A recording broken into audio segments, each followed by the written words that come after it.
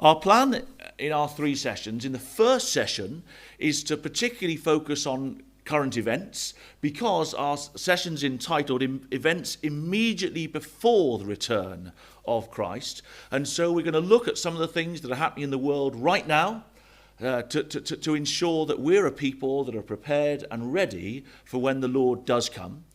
In our second and third sessions, we'll be looking at the events following the return of the Lord Jesus and trying to pick it through Scripture to build a vision that is going to help us in our walk to the kingdom.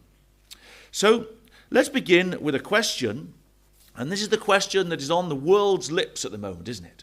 What is Russia's Vladimir Putin planning? We live in extraordinary times. We're seeing the whole world having their eyes drawn to the King of the North. Everyone, it seems, is asking the question, what is it that Putin is planning? And we might ask the question to ourselves, well, why does it even matter what Russia is planning? Well, you think of Christadelphians in years gone by. Many of you will have come from families where you've regularly spoken about what Russia is planning. You're doing the readings. You discuss Russia. You're having dinner. You discuss Russia and what's happening there.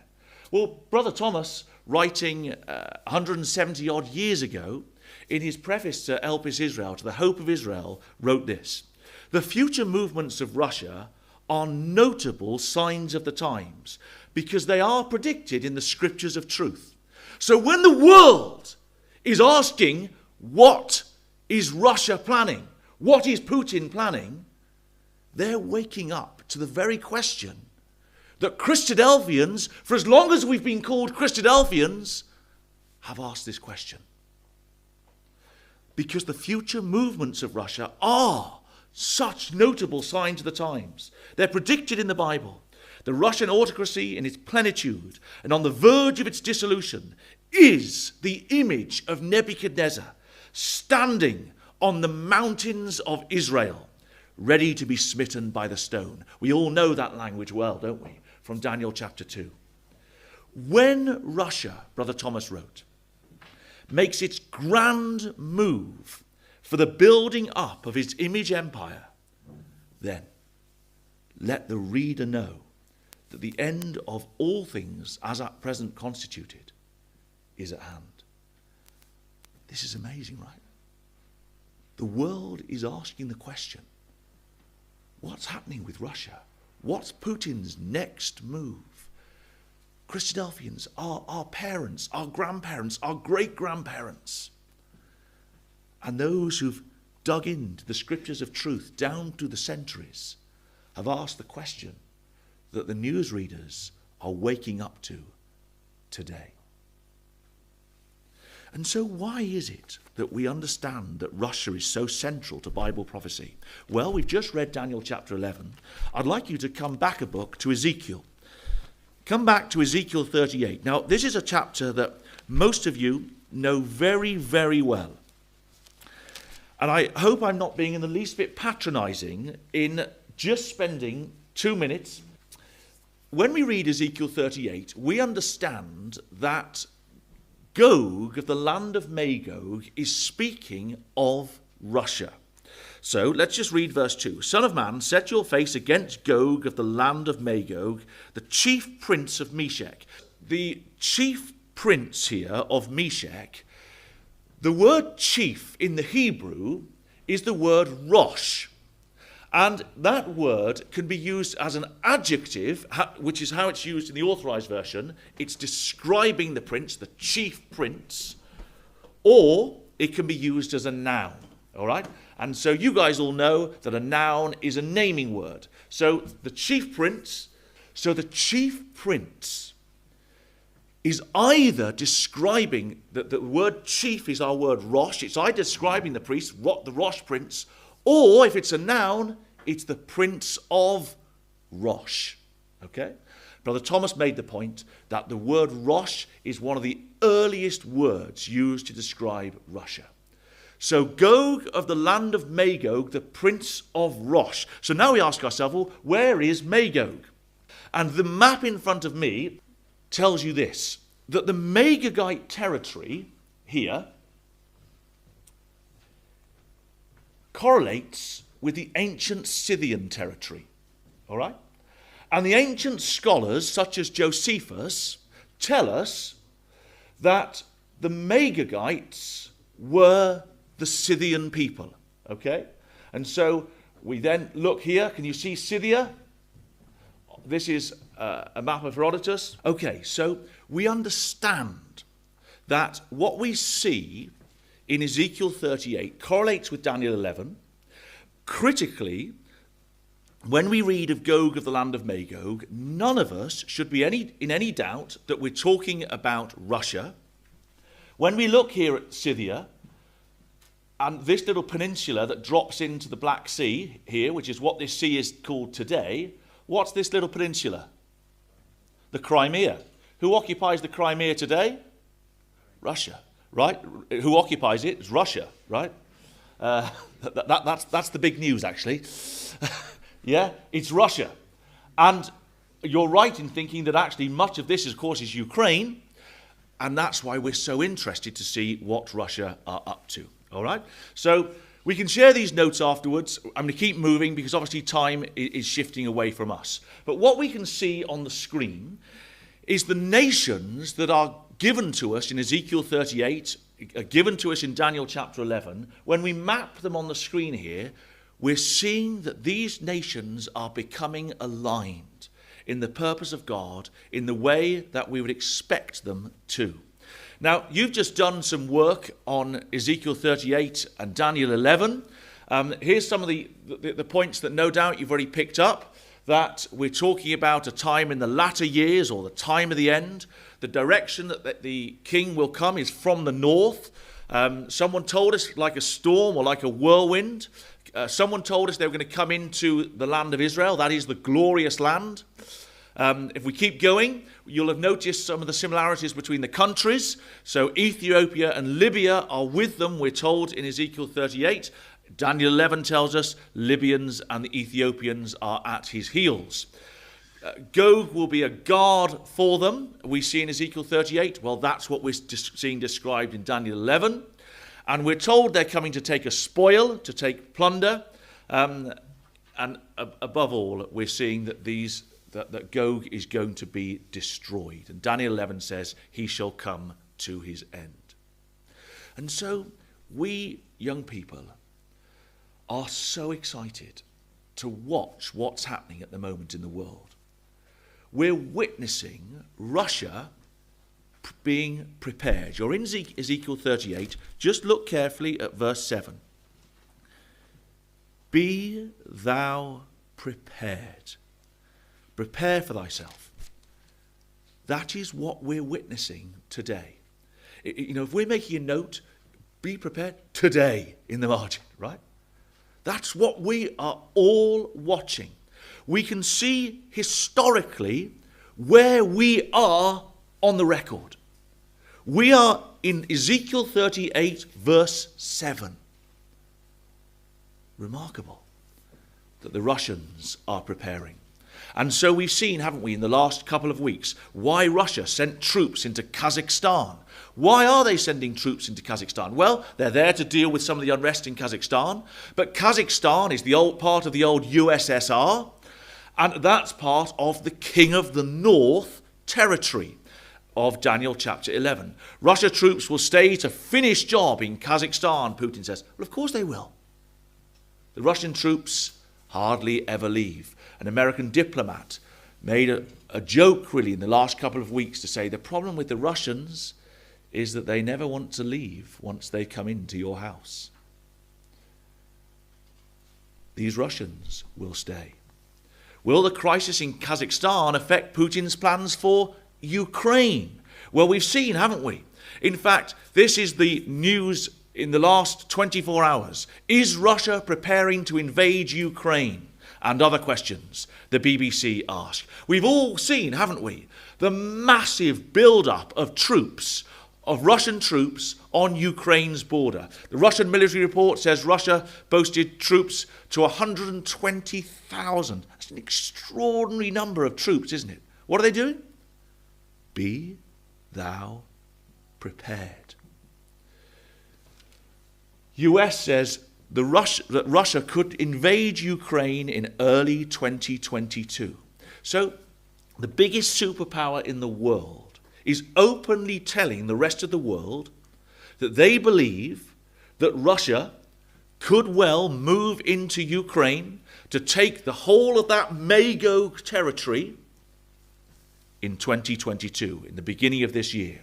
Russian invasion of Ukraine would be like World War II, warns defense chief. Russian invasion of Ukraine could be on a scale not seen since World War II, UK Armed Forces head warns. And then I don't know if any of you looked at the news this morning. I was looking at this at 20 to 1 last night. I couldn't sleep. Excitement. Prophecy day today. And I opened up the news and I could see headlines like this. Russia, Ukraine. US warns of false flag operation. What are they talking about? What is this false flag operation? That if you look on your phones in the break, you'll see is across the news streams across the world this morning. Well, the article tells us this, that Russia is plotting to stage acts of provocation to create a pretext to invade Ukraine, the US official has said. A Pentagon spokesman said Russian operatives were planning a false flag operation to allow Moscow to accuse Ukraine of preparing an attack. So what they've done is they've launched a cyber warfare within Ukraine in the last 24 hours that will get Ukrainians fighting against each other and will allow Russia to say, we need to come in to solve the problem. And the West, you've got to understand, we've got to go in. This is the news this morning. What extraordinary signs of the times that we're living in. And so, when you look further, it'll tell you that Russia is to blame, of course, for this cyber attack in Kiev. Should we be surprised at this? We shouldn't be in the least bit surprised. This is a famous sort of political commentating website saying, why the Kremlin lies. They're trying to understand its loose relationship with the truth. And I want you to note this, because a key contrast between what we see from the King of the North and what we will see from the King, the Lord Jesus Christ, is simply truth. The King of the North is known for being deceptive. You're in Ezekiel 38. Flick over, keep a marker if you like, but flick over to Daniel. And let me just remind you that Daniel is made up, isn't it, of 4 major prophecies. Daniel chapter 2, Nebuchadnezzar's image, where we're shown, aren't we, the kingdoms from Babylon through the Medes and Persians, the Greeks, to the Romans rather. And of course there's 2 legs because there's 2 parts of the Roman Empire. It's split to east and to west. We then use that information in Daniel 7, don't we? Where in Daniel 7 you've got the lion with eagle's wings, which is Babylon. You then got the bear raised up on its side with 3 ribs in its mouth. It's the Medes and the Persians. You then got a leopard that moves at great pace with 4 wings. That's, isn't it, the Greeks moving at such pace as Alexander the Great built the empire. And then we come to a beast so dreadful and so terrible, which is the Iron of Rome. And then we come to Daniel 8. And in Daniel 8, we're this time showed beasts from the time of the Medes and Persians, because the Babylonians have gone. And so we're shown, aren't we, a ram with 2 horns, the Medes and the Persians, a goat with a notable horn coming out of its head, Alexander the Great, the notable king of Greece. And at the end of Daniel chapter 8, we're told of the latter time. Don't forget, in Daniel 2, you go from Babylon to when the stone crashes into the image. The stone is the Lord Jesus Christ. In Daniel 7, we come right to the end. Just flick back. You're in Daniel 8. At the end of Daniel 7, what do we see? The kingdom, verse 27, and dominion and the greatness of the kingdoms under the whole heaven shall be given to the people of the saints. When's that going to happen? The kingdom. So Daniel 2, we go from Babylon to the kingdom.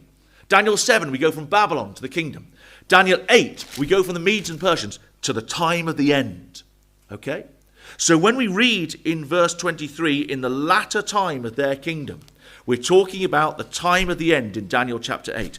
And we read that at that time shall come a king, Daniel 8 verse 23, of fierce countenance, and understanding dark sentences will stand up. His power shall be mighty, but not by his own power. He shall destroy wonderfully, and shall prosper and practice, and shall destroy the mighty and the holy people. He's going to come down into the land of Israel. And through his policy, we're given a key point here about the identity of the king of the north. Through his policy also, he shall cause craft to prosper. The word craft is the word deceit. He's going to be someone who's more than comfortable in telling lies on the international stage. Now, clearly, we see that across the world, don't we? In any form of politics. We see it in Britain. But Russia is renowned. We've seen the articles, haven't we, around their willingness to deceive. In fact, governments pull together think tanks to try to work out how they can deal with Russian misinformation. In fact, the Americans created a special report, Russia's Pillars of Disinformation and Propaganda. So here's the report. You can get it online. It was written in August 2020. And these are the pillars of Russian propaganda. All right? So you can see, you can look for that for yourselves, what it is they do. They move from a visible presence to something that they completely deny. But all the time being deceptive, being prepared to lie. And so that's why we're not in the least bit surprised. This is still part of that report that's written. And it shows how they get disinformation to spread. And they create multiple narratives. So in the end, you don't know what to believe. You don't know what's truth. You don't know what isn't truth. And so they can get away with whatever they want to get away with. He's called the chaos agent because he blurs the lines, it says here, between fact and fiction. And so that's why we've seen articles like this within the last couple of months. The Wall Street Journal, Putin is running rings around the West. We're witnessing, quite possibly, the final king of the north, a man who meets the criteria of Daniel 8. Deception just comes out of his mouth. You can read about it all over the world. The angels are showing us that we're in the times of the end. We're watching that man amass thousands, tens of thousands of troops on the borders of Ukraine. And we notice also that commentators are saying, well, Ukraine turns to Turkey as Russia threatens full-scale war. What Turkey has to fear if Russia invades Ukraine? NATO is in denial about the risk of war between Turkey and Russia. Turkey could lose big in the Russia-Ukraine standoff. Well, you're in Daniel 8. Let's go to our reading of Daniel 11.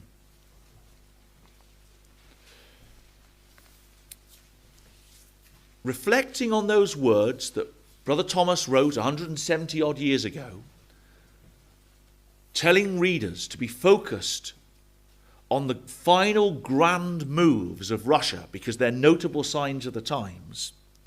We read in verse 40 of Daniel 11, at the time of the end shall the king of the south push at him, and the king of the north shall come against him. And we ask ourselves, well, who is the king of the south pushing at the time of the end? And who is this him? Is it the king of the north? The answer is no. We've got to just understand this to realize why Turkey is also in grave danger, and those headlines that are being written across the world are accurate. The king of the south in Daniel chapter 11 is simply the nation or the people occupying the territory to the south of the land of Israel. So the country to the south of Israel is Egypt. Whoever's sitting in there, in the whole way through Daniel chapter 11, the king of the north, the king of the south, keep raging the war back and forth across the Holy Land. Whoever's in Egypt is the king of the south. At the end of the 1800s, Britain was in Egypt from 1888 to 1928. All right? Britain sat in Egypt. All during the First World War, Britain was in Egypt. The Tarshish power of Scripture sat in Egypt. And so at that time, she was the king of the south. The king of the north, well, we know who the king of the north is. Gog of the land of Magog, the chief prince of Meshech and Tubal. It's Russia with confederate nations who will drop down. So who in verse 40, look carefully, is the him that the king of the south pushes at? Well, all the way through Daniel 11, you see you have a king of the north, a king of the south, a king of the north, a king of the south. I've highlighted it in my Bible. North, south, north, south, north, south. But what you notice in verse 36 of Daniel 11, the king shall do according to his will. No longer have we got a king of the north or a king of the south. We've now got an empire that is taking over the north and the south. Well, that's what the Romans did. And the Roman capital, political capital of Rome, moved from Rome to which city? Constantinople. And Constantinople today is in Turkey, and it's called Istanbul. A historian on the front. Great. All right. So, actually, the king at the end here, verse 36, is a Roman king in control, ruling out of Constantinople, the capital of Turkey. So now, we all the way from verse 36 to verse 39 read about him, the occupier of Constantinople, him. So when we come to verse 40, at the time of the end shall the king of the south push at him. Who is it? It's the ruler in Constantinople. And of course, after the fall of the eastern leg of the Roman Empire in 1453, Eastern Rome collapsed. Who did it collapse to? Come on, historian on the front. Sorry? Oh, unbelievable. This was your moment of glory. Sorry. That's okay. In 1453, Eastern Rome collapses. Who is it that comes in? It's the barbarians. The barbarians have come to the west. Oh, sorry. In the east, the Ottomans. Well done. Yes. I was worried someone was going to say the oranges. Right. The Ottomans. The Ottoman Turk. That's who came in. And the Turkish power sits in Constantinople, and they had a massive empire that went all through the Middle East into North Africa.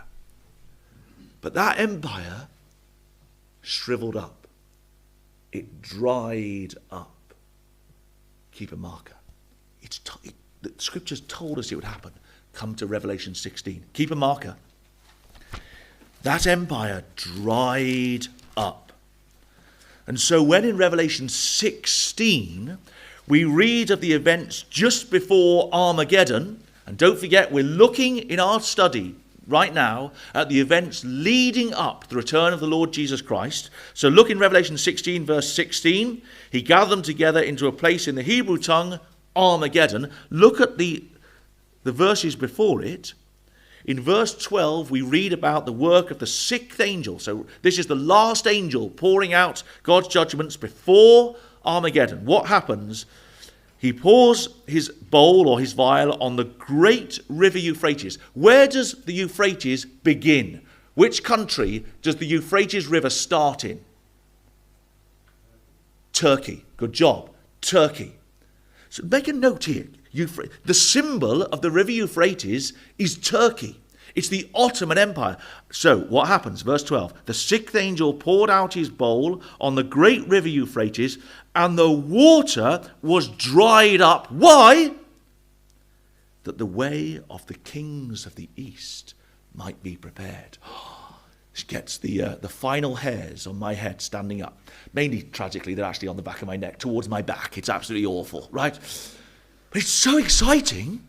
It's so exciting that one of the final things that happens is that the Ottoman Empire, the river Euphrates, which is the symbol in Revelation 16, is dried up.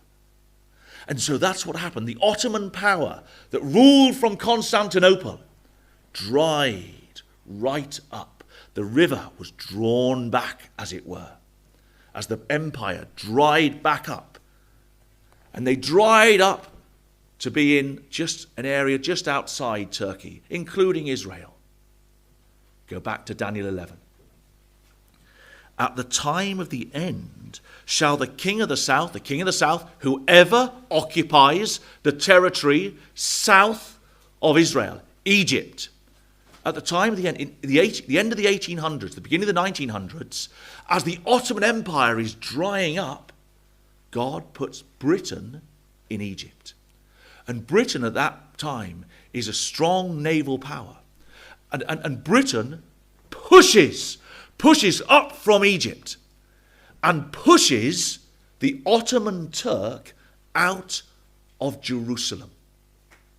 And you'll know that in 1917, General Allenby, a famous British general, marched into Jerusalem and got off his horse out of respect as he came up into Jerusalem. And the Ottoman Turk left. The occupier of Constantinople was pushed out. And so today, the Turks, what's their empire? It's Turkey.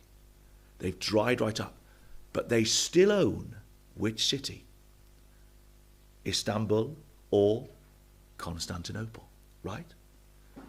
That's what these verses are showing us. So can I suggest we make a note? Are we good at making notes? Are we in Daniel 11 verse 40? The king of the south, you're talking about Britain at the time of the First World War. So in my Bible I've put Britain 1917, okay? He shall push at him. Who's the him? The Ottoman Turk. So pop a note in your margin. Him, Ottoman Turk. The reason it's the Ottoman Turk is because it's the power that occupied Constantinople, Eastern Rome, back in the day. So this tells us, young people, we saw where we were in Ezekiel 38 and verse 7. Russia is preparing. That's the time that we live in, Russia preparing. What's our time here? At the time of the end, shall the king of the south push at the Ottoman Turk? Tick, tick, it's happened. And the king of the north shall come against him. Has Russia dropped into Turkey? And the answer is no. So that's where we are. We found where we are on the Bible record. It's incredible, isn't it? This is where we're at on the Bible record. Is Russia going to drop into Turkey? Yes! What did Brother Thomas say? He said that Russia, at the time of the end, is Nebuchadnezzar's image standing. How many legs has he got? Of course we know. 2. One foot is in Rome in the west, and the other is in Constantinople in the east. And so when Russia drops down and he stands on the mountains of Israel, he's occupying Constantinople and he's working with the European nations of Rome. Okay. we just quickly reflect and ask this question. Well, when is it going to happen? Let me just read you again, Brother Thomas, and what he said all these years ago. It's just amazing for us to read this. He says, the sixth vial is in part to remove Gentile power to a convenient distance to diminish, not to increase it, in the region of Sinai and Teman and Mount Paran. Now, we'll come to this later. What he's saying is that the sixth vial, the drying up of the river Euphrates, that hasn't happened just so that another power can come into its place. The vacuum has been created in order to create a convenient distance in the region of Sinai, Teman, and Mount Paran. We'll need to remember that later. That's why the Ottoman was asked by the angels, it was dried up. To substitute the Russian in Constantinople for the Turk, and to give the Tsar dominion over the Ottoman Empire before Christ comes, would render nugatory the drying up process. So what he's saying is, don't forget that when Brother Thomas is writing, the Ottoman power is huge. The First World War hasn't happened. Britain isn't sitting in Egypt. Right? So when he's writing this, what he's saying is Russia won't become a massive superpower taking over the Ottoman Empire. What the Bible tells us is that the Ottoman Turk is going to dry up and Russia won't go into that territory because that territory is going to be reserved as a desert place for something altogether more exciting to take place. He says, my present conviction, therefore, is that the gathering together of the national armies against Jerusalem, we'll look at this later, is after the appearance of Christ in the south, that is in Teman, and before he appears upon Mount Zion. So what he's saying is, before Russia drops into Turkey, the saints, the young people in this hall, listening online, may well have been called away to Sinai. He says, hence we have not to wait the advance of the Russian Gog. He says, don't wait, whatever you do. Don't wait for the Russian Gog to come against Constantinople. So we can't sit here today and think, well, I tell you what, I'm not actually baptized at the moment, but seeing these things, I'm going to make my decision at the point that Russia comes into Constantinople. And if Russia does that, then yeah, I'm going to commit myself to these things because it's got to be true. He says, don't wait. He's overflowing and is passing over and stretching forth his power over Egypt and the Holy Land. This will certainly come to pass, he says, but it will be after, not before, the appearing of Christ in Teman. The world is asking the questions, will Russia go into Turkey? Are Russia's movements in Ukraine bad news for Turkey? They're asking these questions that we know are going to happen at the time of the end. The point is this, if Brother Thomas is right, we will have been called away before Russia even drops into Turkey. And so here we see the image of Nebuchadnezzar that is going to need to stand up at the time of the end. Is this Putin?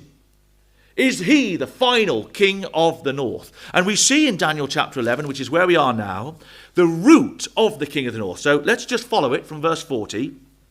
At the time of the end shall the king of the south push at him. The him is the Ottoman. That's happened. The king of the north shall come against him, the Ottoman, like a whirlwind with chariots, with horsemen, with many ships. He'll enter into the countries. So he's going to come down. He's going to come through Turkey. And he'll come through into the likes of Syria and Lebanon. So here we are. We've put it on the screen here to try to help us. He shall come into the countries. He'll overflow and pass over. He'll also go into the glorious land, we read verse 41, which of course is Israel. We're expecting Russia. Ezekiel 38 tells us they're going to come for a spoil. We're not going to look at that this morning, what that spoil might be. But he's going to come down for a spoil. And he's going to come sweeping through the land. The territories by the Dead Sea, modern-day Jordan, that is Edom and Moab, we're told won't escape out of his hand, or they will escape out of his hand. They won't be in a situation where they're going to go at war. They'll be friendly with Russia, and she'll come all the way through Israel and come down into Egypt. And so, I want you to note something. Come to Ezekiel 38 again. You keep your markers. Ezekiel 38. When Russia comes down to the mountains of Israel, we're told in verse 8, after many days you shall be visited in the latter years, and you shall come into the land that's been brought back from the sword. We know, don't we, that this is Israel. But we're now told the specific location that Russia is going to want to come onto. Against the mountains of Israel, which have always been waste, but they've been brought forth out of the people, and they shall dwell safely, all of them. So they're going to come, not anywhere in Israel, they're going to come down onto the mountains. Now look at the map here.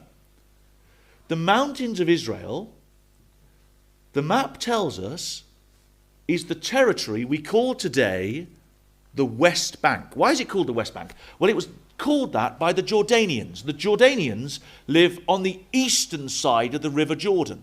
And so when they looked across the River Jordan, the bank, the mountains that rose up, well, it was the west of the Jordan. So they called it the West Bank. But when you and I read about the mountains of Israel, and we wonder, well, what is this talking about?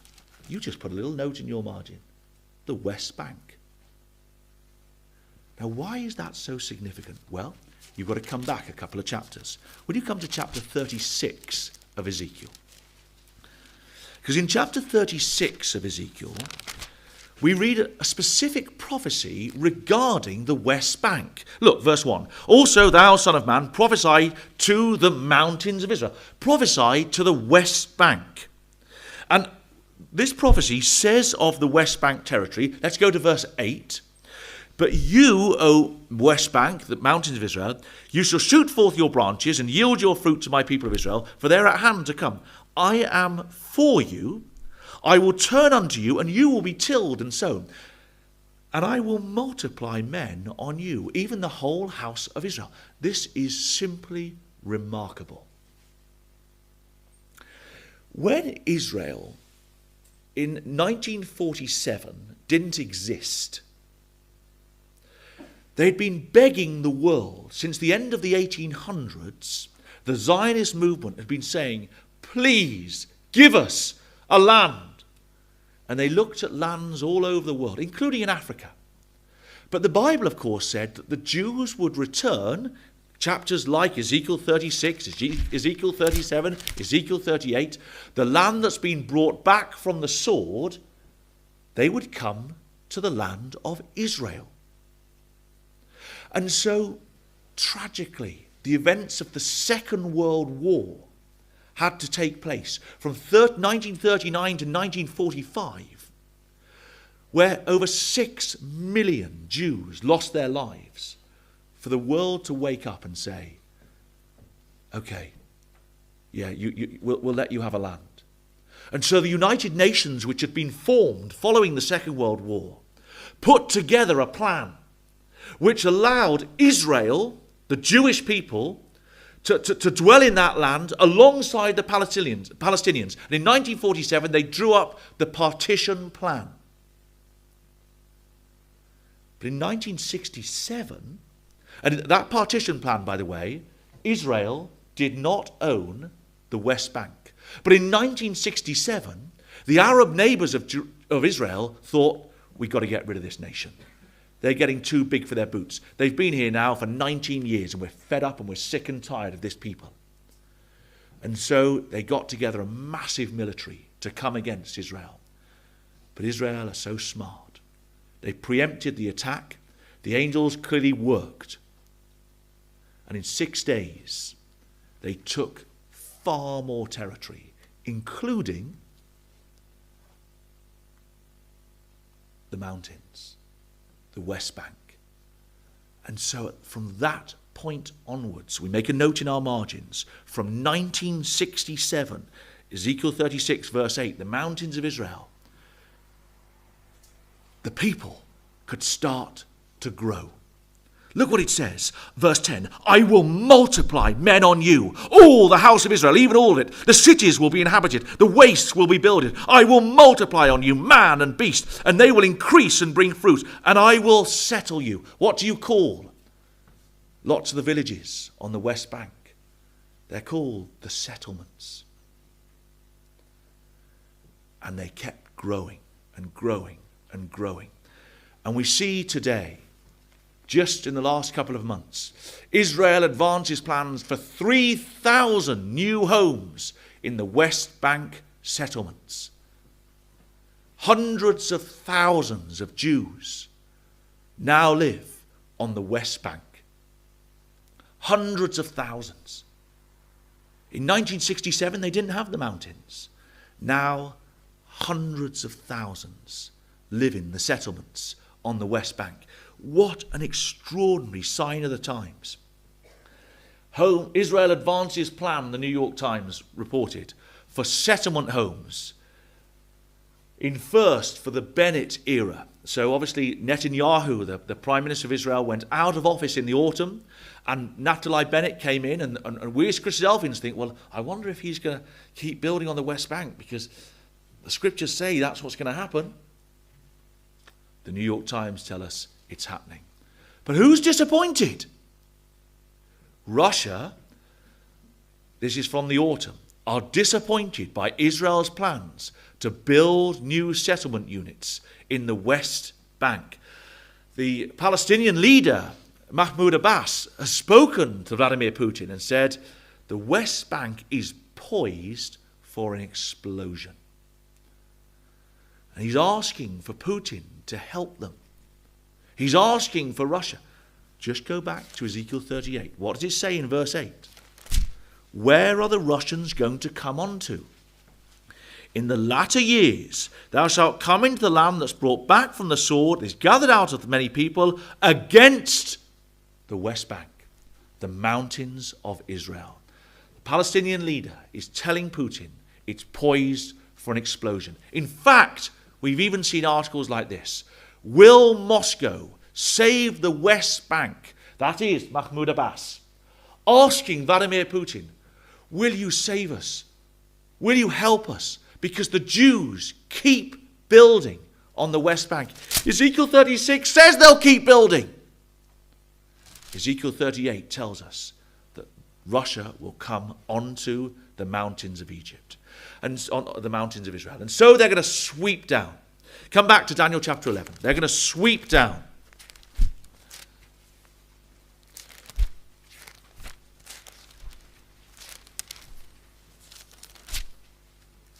They come all the way down through the land of Israel.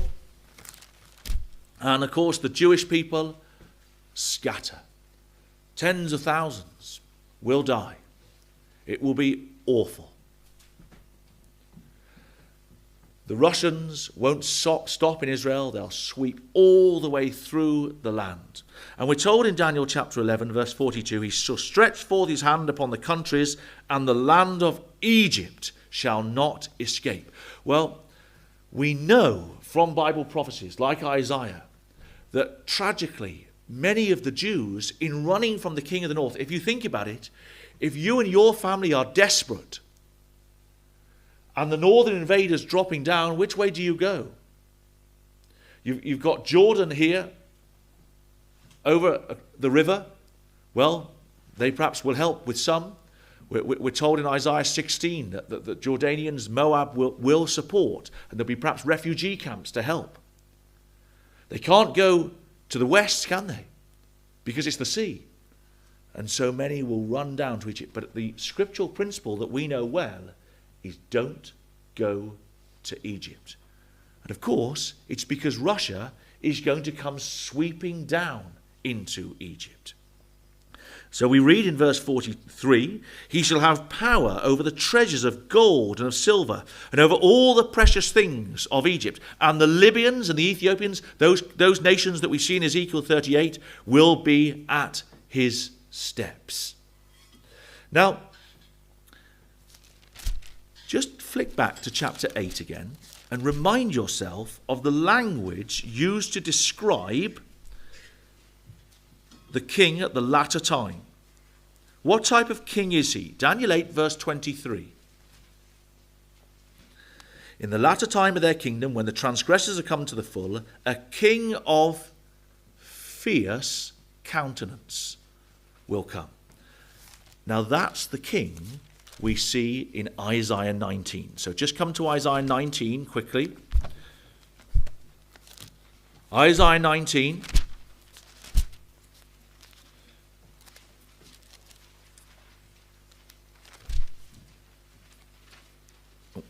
Because of time, we'll just go straight to verse 4.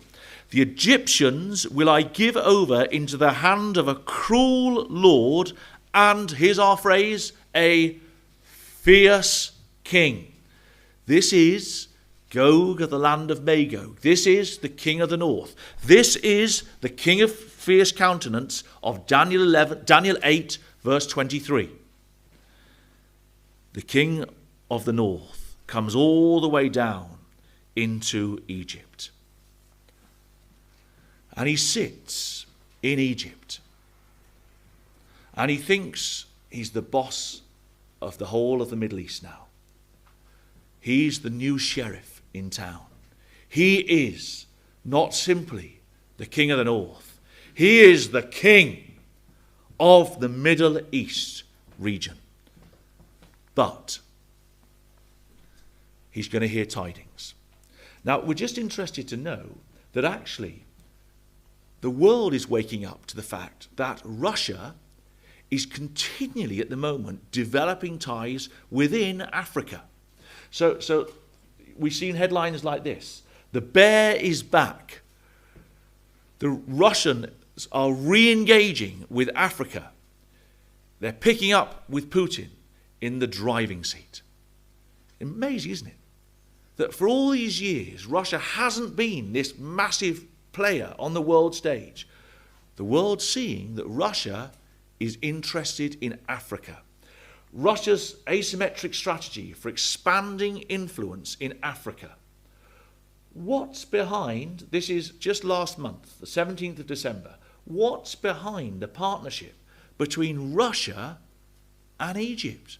Well, we know the Russians are interested in Egypt.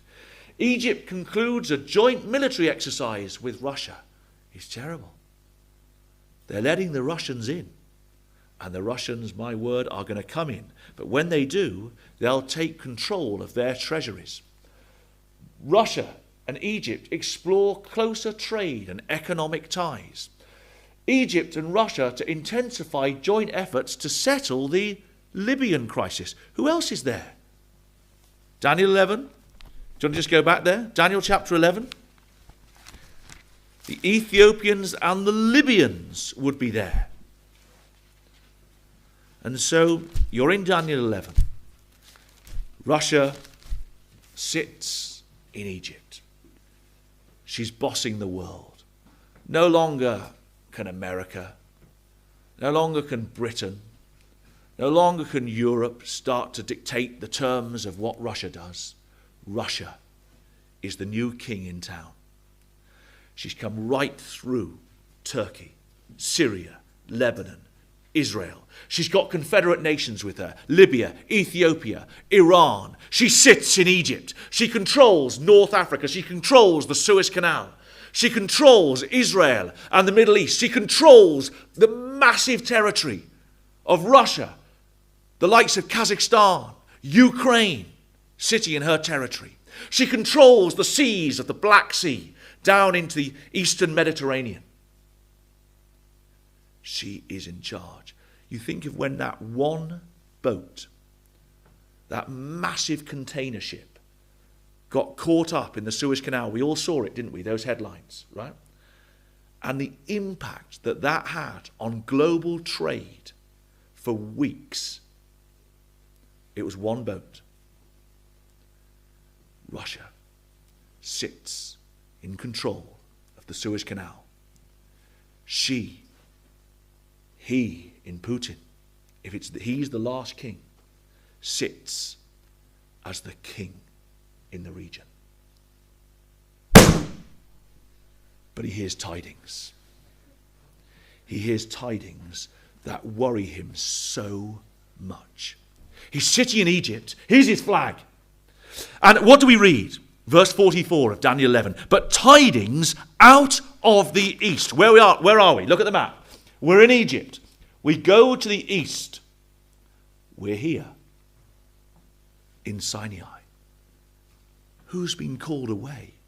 Before Russia even went into Turkey. Before she came sweeping through Israel and down into Egypt. Who has been called away? Rumblings out of the east. The king of the north, the king, is hearing an army is building. He's hearing reports that the army that's building has got people in it who are immortal. This is us. This is me and you. And he's hearing the tidings.